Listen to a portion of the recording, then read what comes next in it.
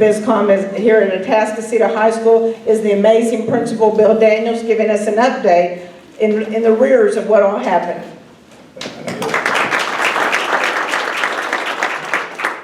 Good morning. I'd like to acknowledge my associate principal, Mr. Falker. Mr. Falker and I have worked together for 17 years now on 3 different campuses, so it's been a while. We have quite a few. And Dr. Fagan is here, our superintendent of schools. I know Dr. Fagan is going to give you a little update on the bond and the building here, and I'd like to talk a little bit differently today. When I first became a head principal of the school, and this was many years ago, it was in a different city, different district, I was in a Barnes & Noble, and a young man walked up to me at the Barnes & Noble and he said, "Mr. Daniels," and I said, "I am." And he said, "Is your wife here? I'd like to say something to her." And I said, "Well, who are you and why do you want to speak to my wife?" Now, my wife and I had talked together. She became an administrator. She's also an administrator, and we had talked together for 9 years at a middle school. This young man told me, he said, "Your wife saved my life." Said, "I was in regular classes in science. We both taught science. And I was hanging out with some young men that I shouldn't be with, and she moved me. She moved me from that class to an honors class, to a pre-AP class, and she told me whether I wanted to or not, I was going to do it." He said, "I stopped hanging around with them." He said, "and both of them were killed in gang activity. And I am sure I would have been also." And he said, "I need to tell her that I am now a teacher and a coach, and I'm doing the same thing." And I said, "Well, of course you can talk to my wife. I'll get her in here." And she came up, and he talked to her, and he told her. And she was very touched and hugged him, and she left, and he left. And she turned to me, and we had taught at the same school. And she said, "I do not remember doing that." She said, "I remember him now, but I don't ever remember doing that." And I said, "Well, that really doesn't make a difference because he does." I've been in education a long time. And people that are in education for a long time, that's the reason we do it. We do it because we believe we alter lives. We change lives. We save lives. We make things better. I think we have 10 people working here now that I either taught, or I was their principal, or both. So, and we know that we change lives. But here's my point on that. We do not do that in isolation. The only reason we can do what we do with lives is because of what you do to support our schools. If you do not support the schools, we can't do that. And yes, I know, I live right down the road, and when I get my taxes, I go, "Oh God, how much have we spent in this?" But understand that the money you're putting forth, the support you're giving us, the bonds, it is saving lives, it's changing lives, and it's making things better. And I just want to thank you for that from the bottom of my heart. Thank you very much.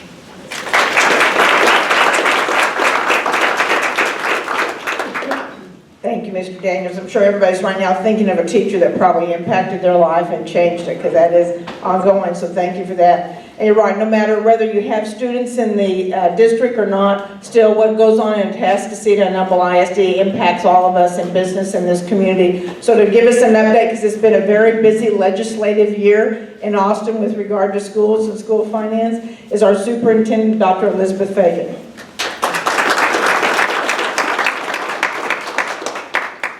Thank you for being here. It's even summer. I know what you're thinking. Bill, you work in the summer? I actually get that question when I go to Starbucks. They're like, "So do you get the summers off?" No, not for about 20 years. So thank you for being here. Thank you for giving me this opportunity to provide you with an update on Humble ISD and some of the things that we're doing. As you know, in May of 2018, we passed a $575 million bond program by about 74%. And you know, when TEA likes to collect data on districts about performance, I wish this was one of the data points that they would collect. Because a lot of the things that are most important about a district are not measured, and a lot of the things that are not as important about districts are measured. But This is a little bit like employee giving campaigns. When your own employees give to your own foundation, that's a huge indicator of success of a district. The positive culture, the fact that people are giving of their own resources back to their own district. The same is true here. When you have a community that believes in their school district, businesses and partners who believe in their school district, and they go and they mark yes to give up their own resources to that district, that's evidence, that's proof of the kind of quality a place that Humble ISD is. And so at the time, you may not have thought of it this way. If you voted yes for the bond, you may have thought to yourself, well, we're a fast growth district, so we need to build some new schools. And we have some schools that are pretty old and outdated, and we'd like to replace those so all children have a wonderful place to learn. And we have some other needs that are less exciting, like chillers, boilers, and things like that. But yes, we need to do that, roofs. You may have been thinking like that, but here's the other side of bonds that I think is really important to share with all of you. And that is, in education, we have a limited amount of money. We can't sell more products and earn more money. We get the money that is given to us by the state, and then we have to use it for all of our needs. So if we need a new roof, it's not an option. We have to buy a new roof. If we need a new chiller, have to buy a new chiller. And that limited money has to also pay all of our staff. It has to do everything. So when you all passed a bond in 2018, you may not have realized it, but you took a lot of construction and maintenance costs out of our daily budget and moved them over into a bond budget. And in doing so, that frees up resources to put directly in the classroom. And we talked about that some, but I wanted to make sure that you see the evidence that we did that we kept our promises, so that if we could pay for our maintenance and our construction and all of those things out of bond funds, we could direct more dollars into the classroom. And so recently, House Bill 3 was signed by Governor Abbott. It was mostly written by Representative Huberty, by the way. If you don't know this, he spent an amazing amount of time doing something that people said was impossible to do. And that is rewriting the School Finance Act in the state of Texas. People said it can't be done. They always try. It always gets pulled back at the last minute. This was the conversation, even among superintendents who said, let's not get too excited about this because it might not happen. And then it happened. And they started with an ideology about the way that we should fund schools in the best interest of children. And then they went and they actually put dollars to those factors. And then they talked with all of us and all of our CFOs, and they made adjustments to that. And at the end of the day, House Bill 3 was born and moved forward. And as a result of House Bill 3 and the fiscal management of the district and a community that supported a $575 million bond, on Tuesday night, we were able to get a 7-0 vote on a compensation package that is over $18 million and gives our teachers, on average, a 7% increase.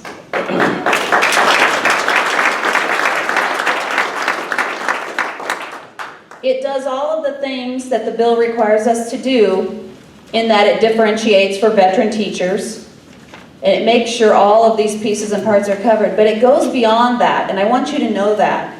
Because the bond passed and we have the flexibility to pay for our construction, et cetera, out of the bond, we were able to confidently go beyond the requirements of House Bill 3 that required us to spend about $7 million on compensation, slightly more than that, and spend $18 million on compensation. This will forever change the landscape in Humble ISD. We will attract and retain the very best people, not because people do it for the money, but because they need to be compensated in a professional way. And they have choices. Great people have choices. In education, the colleges and universities are reporting 25% fewer people going into education. So in the Houston area, we are all trying to attract the same talent pool. And Humble ISD wanted to make sure that in the spirit of House Bill 3 and in the spirit of our community, that we put as much of that into compensation that we could in the best interest of our students, and we wanted to do it first. And so if you saw this article, I got a lot of phone calls from superintendents after that. What are you doing, Liz? I'm just doing what's best for my community, with my board, with our state leadership. We are really putting our money where our mouth is. So back to the construction stuff, I just wanted to make sure that you had the opportunity to have this information. These are a lot of the questions I get about, well, how does this work? So we put a lot of things in the bond. You may or may not be familiar with the list. And then it felt like there was this big lull. And people would call me and say, you know, you just passed that bond, how come I don't see any shovels in the ground? And so I want to make sure that we're on the same page, that it actually takes quite a lot of front loading to do a bond project, particularly these very large ones, where we have to start with figuring out the sequencing, because we only sell $125 million of bonds a year. We don't sell all 575 up front, because then we'd have to increase the tax rate. And we're not going to increase the tax rate, so we sell what we can afford to sell and maintain our tax rate. Which means we have to sequence our projects according to prioritization, minimizing disruptions, and also packaging things together to save money. So one of the first things we did out of the gate was we did turf at all of our high schools, because we needed that opportunity so that lacrosse and rugby and marching band and every single thing you can think of can all use the field without killing the grass. And so we could stop watering grass and maintaining grass and cutting grass. So we did that first, and by packaging them all together, we saved $500,000. That was the difference between the projected cost of individual fields and the total package that came through.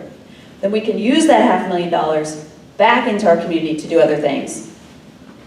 And so these are some of the things that we have to figure out on the front end for all the projects before we even take a step. And that takes time. We procured an all-new architect pool, we procured an all-new engineering pool, we procured a project management pool, and then we went through the process of sequencing with our bond accountants and tax people, and then we laid it all out in the proper order, in the right packages, and we started down this path, and now, boom, you're going to see a lot of things happening. We also had a lot of deferred things that are not exciting, like I mentioned, HVAC systems, chillers, roofs, carpet, paint. Those are things that voters go, yeah, but they're needed. They're needed, and a lot of them have been deferred for a number of years. And so right now, we are working on approximately $15 million in what we call P1s, those are priority ones, and priority 2.1s, and those are all underway. And you may not see it, but if you've driven by K Park, you'll notice a giant generator in the front because they have temporary air in certain areas to maintain quality of items, because they're replacing their HVAC system and controls. So you see some of those things here and there, but it's not as obvious. Here at Atascocita High School, we are going to be adding a 10 classroom addition. If you drove around by the portable village, you know why that's needed. And not that we can get rid of all of our portables in one day, but at the same time, our temporary buildings, we will be bringing those down over time. And we also are adding a third gym at every high school, because we have a huge percentage of students in our district that participate in athletics and fine arts, which makes space a premium. So you're arguing with the flag corps and the cheerleading team, the dance team, on and on and on for gym space. This gives us greater flexibility to meet all student needs with the spaces that they need. And so this is an example of a packaged project. So we have the 10 classroom addition, we have the third gym, we also have a weight room expansion. We're putting all those together to maximize our resources, save money. And Mr. Daniels and a team from the district are working together with PBK Architects, who did the original design of this building, to do all of this work. And this is what it looks like today, kind of the renderings of where we're going to do. But if you're out in the front of the building where the pool is, you can see this area that we're going to be adding 2-stack classroom addition, 5 and 5, and it actually adds additional hallway, which will reduce a little of the crowding on Main Street, because kids can cross over on top instead of having to go down. And so it's not going to be a huge improvement because there's a lot of students here, but it is going to be some improvement and provides this opportunity of 10 additional inside classrooms. And then you can see the new gym on the front also pictured right there. And this is the preliminary drawings. Classrooms on drawings are not all that exciting to watch, but that's all right. We're excited for it anyway. The other thing we're working on right now, there's many things, but this is another kind of exciting one, are these multi-purpose rooms. So you know a lot of our elementary schools don't have gyms. So we have little kids that have to go outside for PE. When in Houston it can be rather warm at times and can limit some of the things that they're able to do. And so this is our first group of multi-purpose rooms. There will ultimately be over 20 new multi-purpose rooms throughout the district. But the way we're doing it, again, for efficiency's sake, is we've packaged a group of schools that are all built with the same prototype. So if you've ever been to Shadow Forest, Hidden Hollow, Deerwood, Willow Creek, Pine Forest, and Whispering Pines, you know that all those buildings are the same prototype.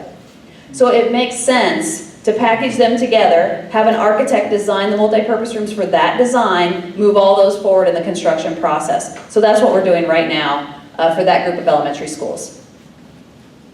And it's nice too to have some of our older schools with some new facilities and new amenities that they haven't had in the past. We are also in the process of building all of these schools. Can you believe that?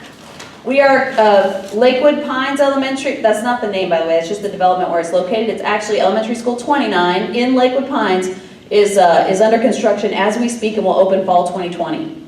Elementary School 30 is in Fall Creek. Will open in 2021. Will help alleviate the crowding of both Fall Creek and probably some at Ridge Creek also. That area of our community is just exploding.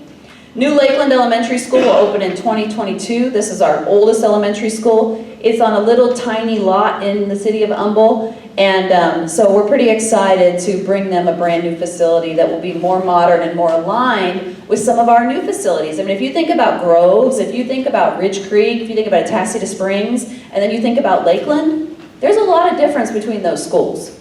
And we want to make sure, and this is one of the things I love about our community, is our community doesn't say, well, that's fine, they got a building, it's good enough, right? They say, no, we want every single child in this district to have a comparable education space. And if your school is too far away from that sort of standard that we have, we're either going to make modifications to it or we're going to build a new one. Middle School 10 is going to be near Balmoral Estates next to Ridge Creek. That will alleviate crowding at Wood Creek Middle School and also Humble Middle School. New Kingwood Middle School is currently in design, and they will open in 2022 also. That's another campus where we did a full-scale analysis of the campus, and to bring it up to standard actually is over 65% of the cost of building a new one. So it makes no sense to renovate an old space with old features for that percentage of the cost to build a new one. So we're in the process of designing and, in the case of Elementary School 29, building all of these schools.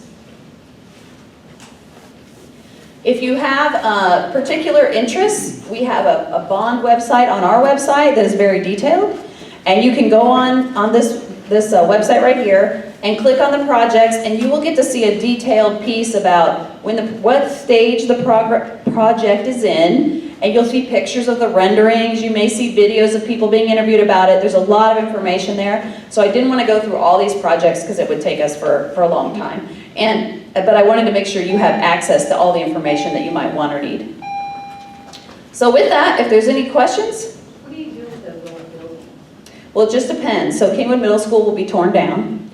And if let's pretend we had a different site for a building, then we would go through the process of either selling that facility like we have. The vendor in Humble, the city of Humble, we partnered with them. So it just depends. Humble ISD has typically preserved their history and done that through partnerships with the city, et cetera. And so it just depends on the property.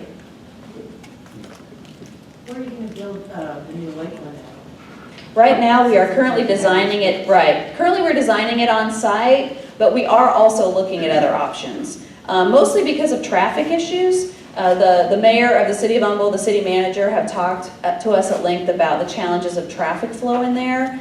And it's right in the middle of the city. It also is on a street that's rather low and has a bit of flooding problems every now and again. And so we buy 20 to 25 acres for an elementary school right now, and I believe Lakeland's on 15. And so that's a big difference. But the architects we have hired for that particular, we did a design competition for Lakeland, which was really cool. We have 11 architects in our architect pool. All 11 submitted designs. And they all competed to do that school and to do that design. And we selected the winner of the design competition. And they have created preliminary designs for that site, but that could also be used on a larger site if possible. Any other questions? All right, I just want you to know that in my leadership team meetings, No questions means agrees with Liz. So if you leave here and you didn't ask me a question, then I leave here going, I was at Bizcom and everybody in the room agreed with me. All right, well, thank you for your time and attention. Please let us know if there's anything we can do for you. We value your partnership very much and know that it means a lot to our students. So thank you so much. Thank you so much, Dr. Fagan. I was on that bond committee. Actually, that was my 4th school bond committee to be on because I was involved in a previous committee, in a previous community. And I would say the reason why it was so successful with 74% is that mantra about no matter where you live in Humble ISD, you're going to be treated the same and have the same facility was resonated throughout that committee, and so that's why I think it was so successful in this community. And I think it also shows in this community what I've noticed is how supportive we all are of the school. And of course, the success of Humble ISD makes Mark Mitchell, our next speaker's life, a whole lot easier, because when you like that transition? Because when he is out there recruiting businesses and talking about Humble, the strength of our school district makes a big difference to businesses coming into our community. So taking it to the next level of what's going on in Lake Houston, and particularly for Atascocita businesses, is Mr. Mark Mitchell, who is the Executive Director with the Lake Houston Economic Development.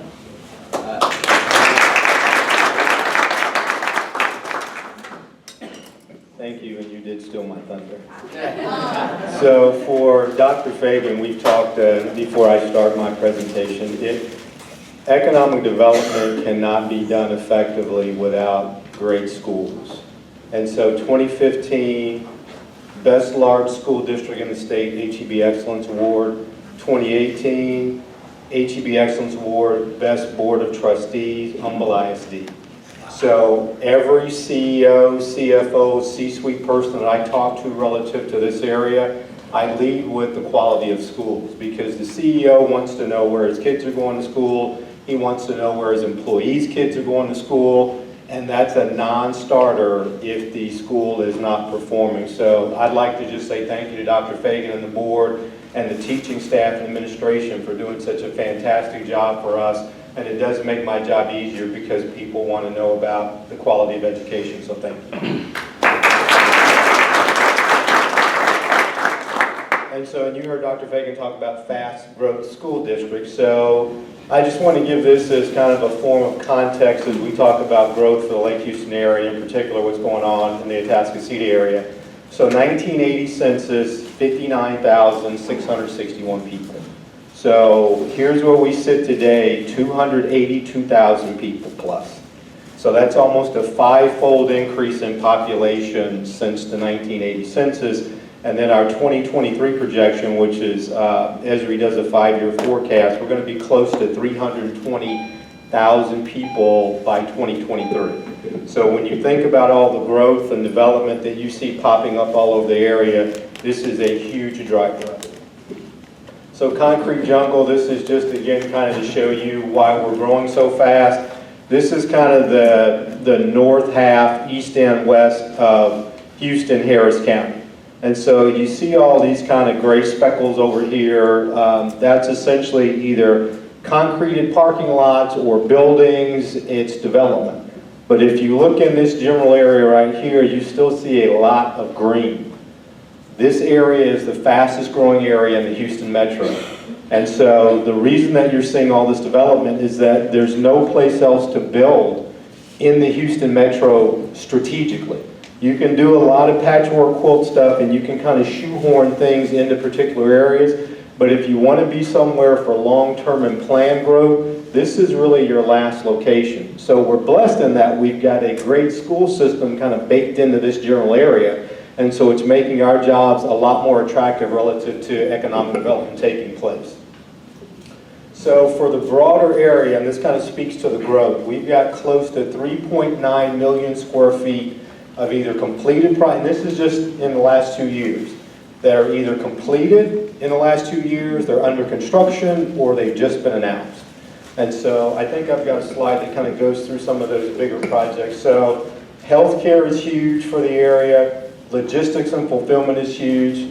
Generation Park just announced a 1.3 million square foot IKEA Fulfillment Center, they purchased 125 acres within Generation Park. There's well over 500,000 square feet of healthcare development.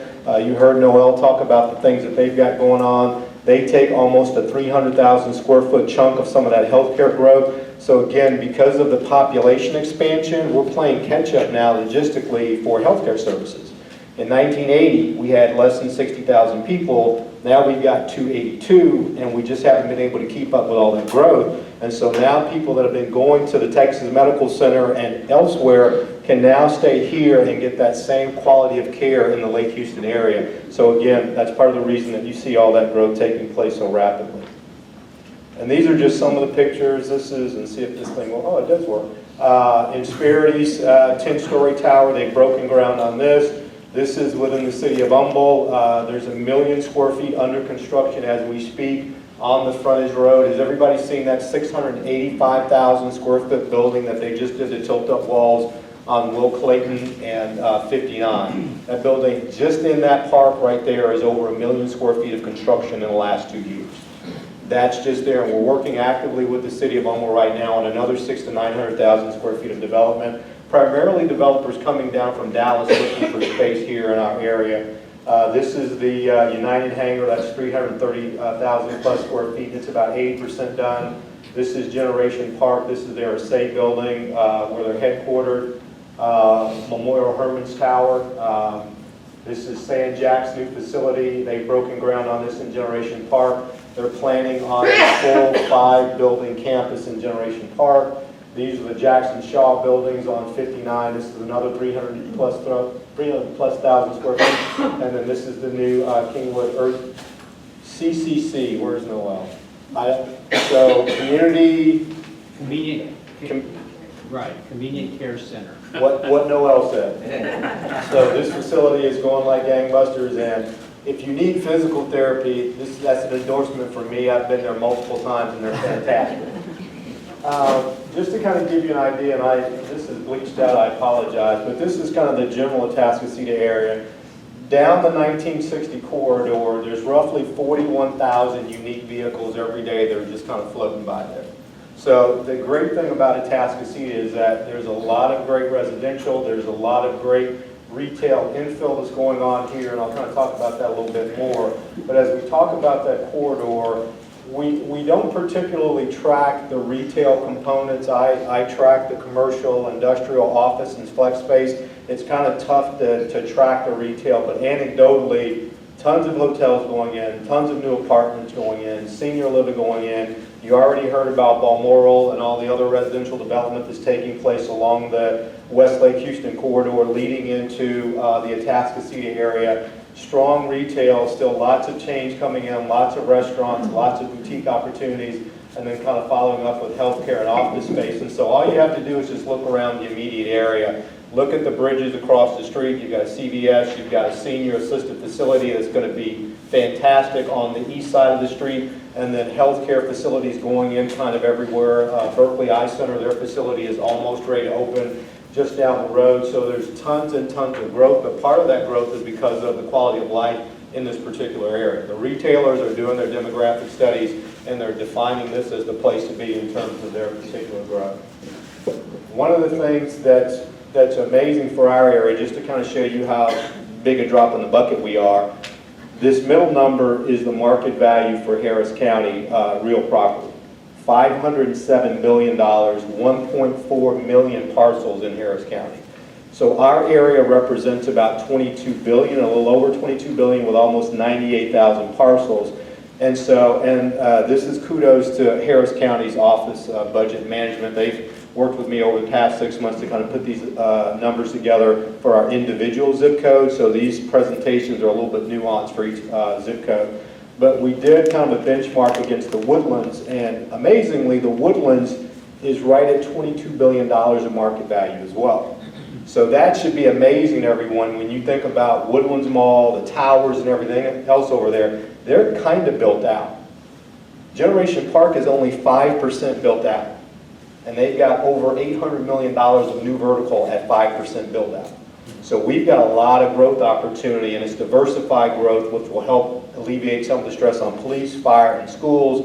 we're bringing in commercial and industrial development to kind of balance out the tax collection that's taking place. So again, we're poised to grow the right way and to grow strategically. And then this is specific to 77346, and this amazed me when I got this information called out from Harris County.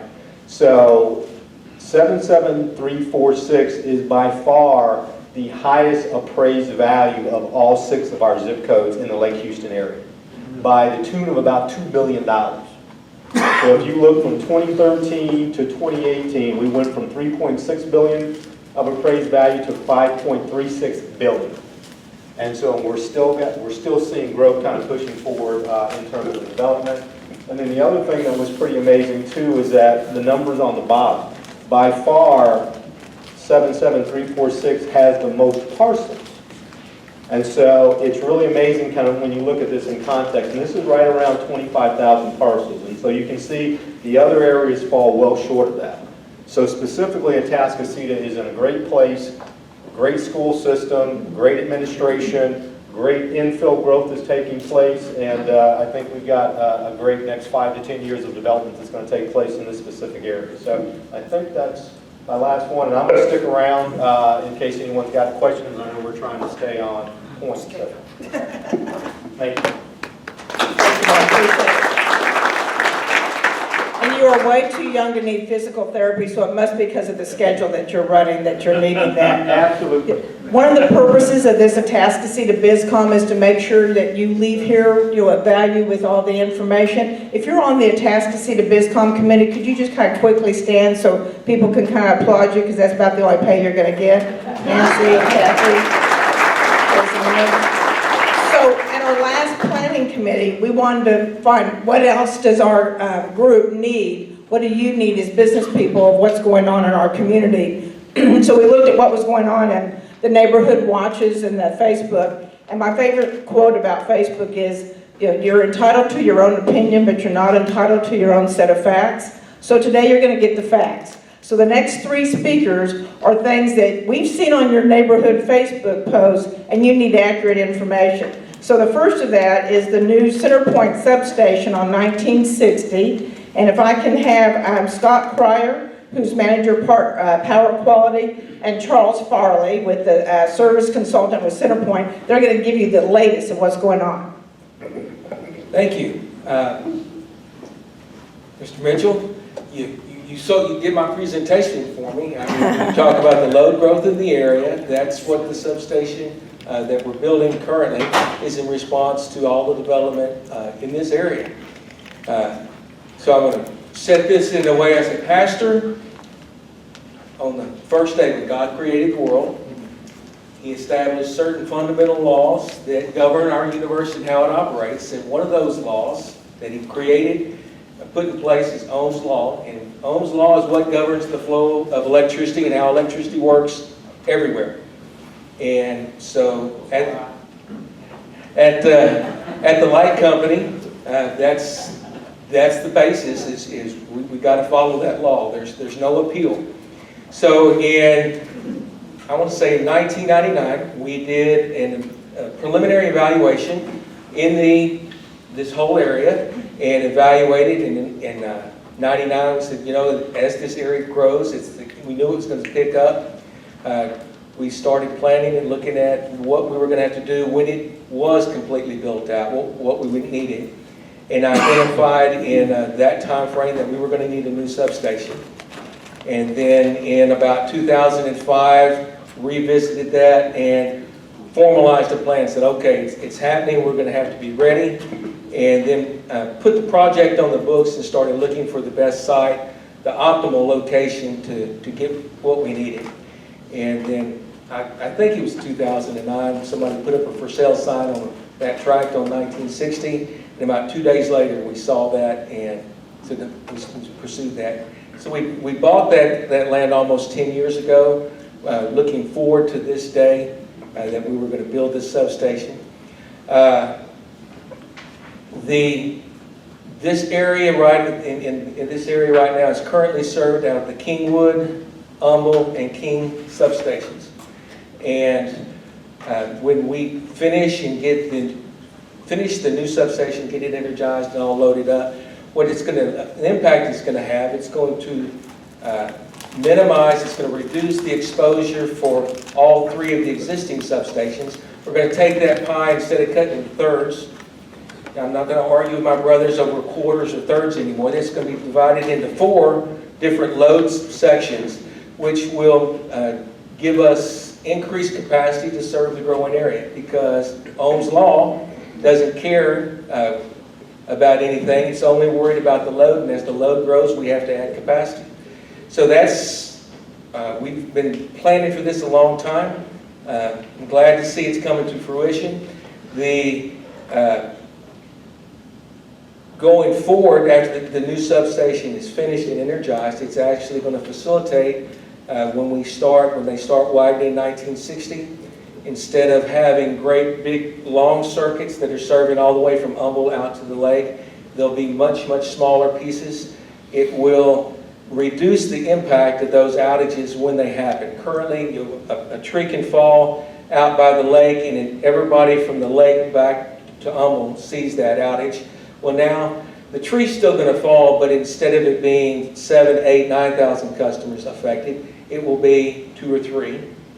And ultimately, with the design we have in place, we're designing and building this substation with the capacity and the ability to fully automate the overhead system in this area when it's done, so it will become that long sought after golden self-healing grid that people in my industry talk about. We'll have that ability with the capacity and with the facilities that'll be in place to make that happen. So I'm kind of looking forward to it. I've been pushing this project for a long time. I drive by there every morning, and it's going to be good. I'm happy about it. I have no slides, because who wants to see a slide of the substation? And that's Can you stay around for anybody with any questions? Oh, I'll let Mr. Farley answer that. I got to go somewhere else. I got to go. Thank you so much, appreciate it. And coming from a community where brownouts was common, it's nice to know that the planning is working for us in our community. So the next rumor that we've been seeing on Facebook is, what in the world is going on Will Clayton and Eagle Springs Parkway? What is that large construction? We've seen everything from storage units and all kinds of guesswork out there on Facebook. So we have the facts for you. So from Fordham at Eagle Springs Apartment, if I can have Darlene Donovan come up. Darlene and Tamika? Yes. Beautiful name. Tamika Snyder here. We're going to hear to give us the facts. Thank you all. Absolutely. Thank you so much. Thank you so much for having us. So to stomp all the rumors, we are an apartment community of luxury senior living. So we have a place for mom and dad when the kids are grown and gone, or if you want mom and dad to move closer to you in your house. It's really a new niche for our group. Our owners are the Henson and Ford Investment Group out of Houston. We're a local owner, operator, and developer. And we just built one in the Clear Lake area, and that's going rather well. So if you want to look at what the product looks like, if you go to the website, the Fordham at Baywood, you can see a sample. Our website isn't quite live yet for let me get out of the way, he's going to pull up the website. But what we offer is we offer 1 and 2 bedrooms. We have some cottages that have attached garages. We have granite countertops, stainless steel appliances. We've got grab bars in the showers for mom and dad that need a little bit more help. But we also have planned activities every single week for the residents, and that's conducted by a third-party group called Fit Casa. And so we're super excited to be able to bring this to different markets, especially this market, because I know we've got a lot of people that are retiring that don't want to do their lawn anymore, that don't want to keep up with the hassle of the maintenance and the wear and tear. And so again, I think it's just a great niche for us that we're just going to continue to move forward. It's 135 apartments, so it's not really big. And any questions that you have about it? Anyone? We're gonna, yes. When are you opening it up for leases? We anticipate opening around the first quarter of 2020. So yeah, construction takes just a little bit of time. But we're passing around the floor plans that we have available. And again, if you want to see what the finishes look like, you can go to the Fordham at Baywood website. Are they part of the, like, amenities in Eagle Springs? Is that, like, tenants, will they be part? You know, I don't know about that yet. If they'll have access to the amenities for Eagle Springs, I'll have to get back with y'all on that.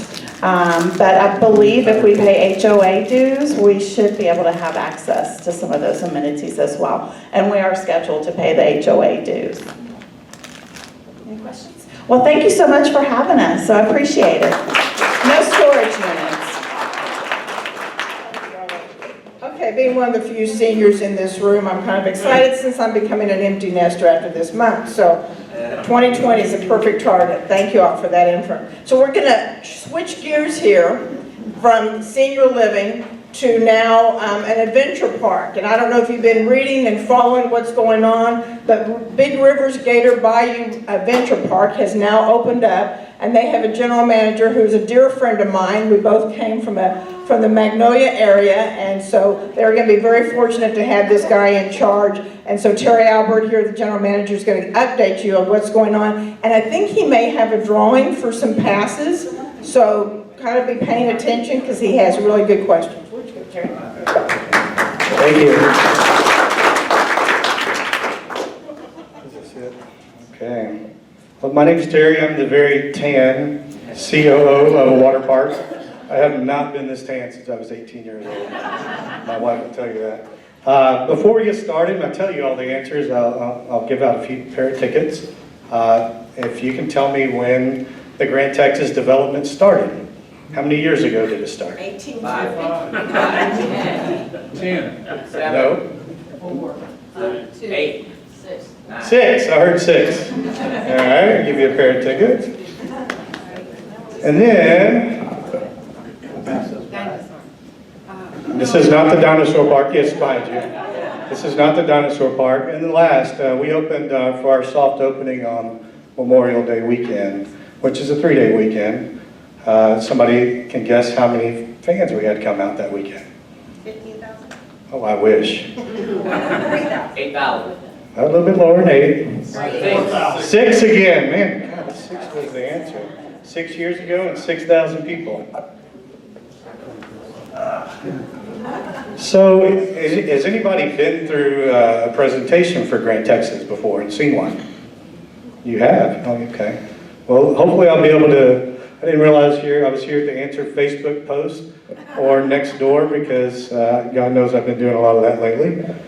We have changed the name from Gator Bayou to Big Rivers Waterpark and Adventures. We've combined both of the elements to have dry activities with the water park.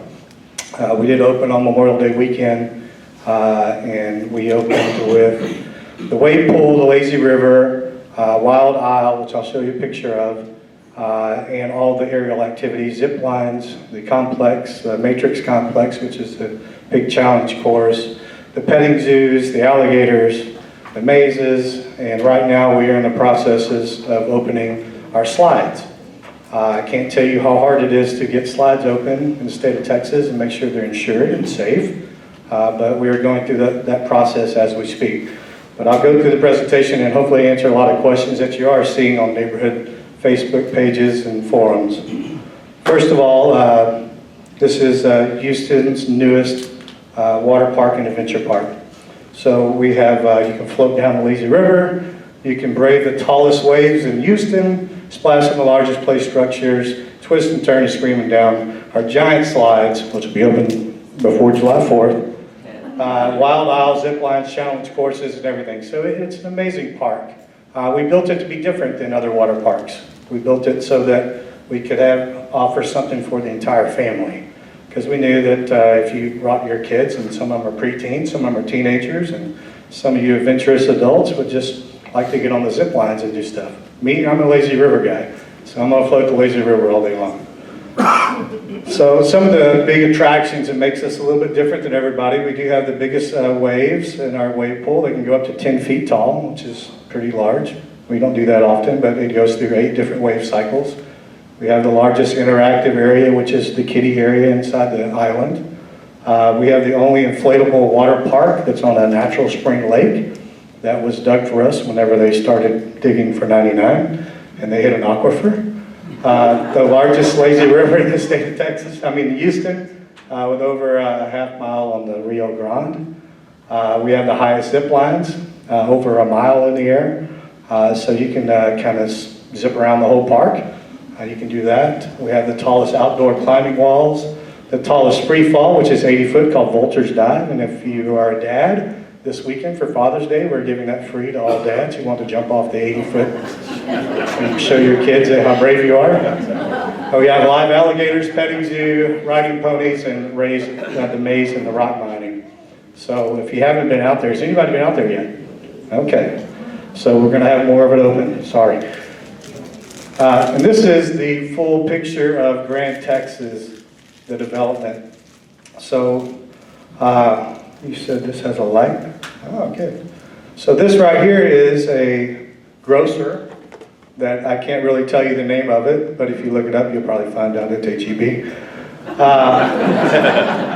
This is a outlet mall, which is an H, which we're working with a couple different developers. One is the Groves. Right here is the Waterpark. This is the Adventure Park, which opened in November of 2018 with a steep peak.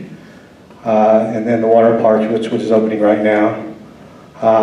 The RV Park, which is right over here, which is a luxury RV park, has 140 different spots. Speed Sports, which is the go-kart track. This is the storage, Grand Texas Storage Yard, so we'll have a storage facility. And then right here is the sports complex, and we met with this developer and partner yesterday, and they are building 15 baseball fields and softball fields for tournaments. They expect to have 42 weekends of tournaments here with 100 teams in each one of the tournaments. And I did quick math before I got up here. That's 4,000 people coming to this community every weekend to play baseball, softball. So that'll be filling up the community and driving economic impact to the area. So we're looking forward to that. And then the big A right here, which has nothing on it, is Grand Texas. Grand Texas is the theme park, the roller coasters. So after the water park is open for about 2 years, this has been year 1, and having next year as operating, then we will get the financing to start Grand Texas, which will be a theme park similar to Silver Dollar City, if you've been to Branson. So that would be a themed park, which is Texas themed with shows, roller coasters, Texas Street where you can walk down and do shopping, and all the things that you would find at a major theme park. So we're looking forward to that, and that is about 5 years away if anybody is taking notes, and don't quote me on that. This is the map of the water park. So we have the slides here and the slides here, what we're working on currently. So they should be open in about 2 weeks. We're really shooting for July 4th to be 100% open for the whole park. So that can answer a lot of Facebook posts right there. Wild Isle, which is one of a kind, the water park. We have a stage in the back. We've booked Seventh Day Slumber, which is a Christian rock group for October the 12th. That's the first show that we booked, and that'll be coming in the fall of 2019. Just to kind of give you an idea as to what our projected attendance number is at Big Rivers, we're at 450,000 a year for the water park. That's not counting the concerts and the sports complex. And you can kind of see how we kind of fall in line with other different major attractions in the Houston metro area. I don't know why that one's slow. We're mostly family, so 89% of our visitors have children under the age of 18, so we're definitely a family-friendly park, and we will strive to continue that with our different concert and entertainment. This is Wild Isle, which is on the natural lake, which is basically a big Ninja Warrior course on the lake. But if you are a brave adult, you can get out there. My wife tried, and she came back really quick tired. It's amazing. This is the play structure. This is the stage that we're building right now. It's mostly up right as we speak, but we're finishing it. This is concerts coming in fall 2019, and then Christmas events. So in Christmas, we're going to have trail rides out there through a lighted trail as we maximize, and that'll be about when we close is Christmas every year for about 3 or 4 months. So the complete project is over $1 billion to complete. That's with single-family, multifamily residents that are also around the area. That's the sports complex, that's the amusement park, that's the grocer, and that is the shopping center. We have over 300 seasonal and annual jobs that we have hired, so maybe some of your kids are working there. I don't know of any numbers, but I know it's a major tax boost to the Montgomery County area. And of course, it's going to be a major tourist attraction.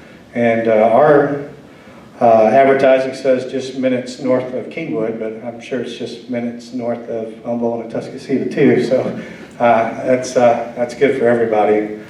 And that's pretty much it. I hope I answered any questions, but if you have some, which I bet you do, go ahead. What kind of storage? You said storage, is that RV storage? It's like boat storage and a storage yard. It's just typical. Kind of like you find to put your stuff when you have more stuff in your house and you can hold.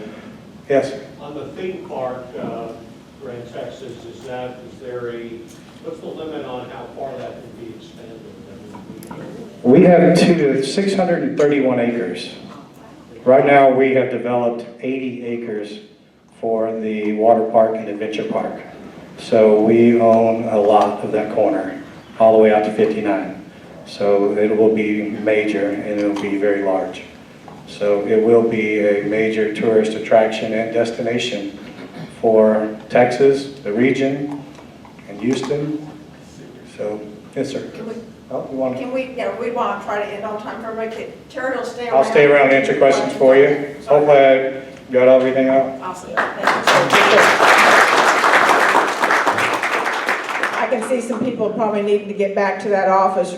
Now, Janet, if you all end up being there for Father's Day, we want pictures of Dan riding the waves on that to see. But thank you, Terry. Great information today. So in addition to the calendar you got on the community that I left you, if you saw on your agenda, the next big event for the Lake Houston Chamber is June the 27th for our State of the State Luncheon. That's sponsored by Community Resource Credit Union at Walden. And then on July 23rd, we've got the Pinnacle Business Awards presentation sponsored by Insperity over at Overlook. And Chris, do we have anybody from YEP here to give an update? So if you don't know, for those of you that are 45 or younger, I can't relate, but for those of you that are, there is a great program as part of Lake Houston Chamber called YEP. It's Young Entrepreneurs Professionals that meet. Check it out on the website. For those of us over 45, it's the only place we can go and still get carded, because they card you when you go to the meeting. Just kidding, they really don't. But I tell them that all the time and get them grief. So thank you for coming. Hopefully you left here with some more information and more facts of what's going on. So put that on Facebook and on your neighborhood watch. I know it'll be in the Tribune. And we appreciate you. The speakers will be staying around if you have any questions. We'll be back.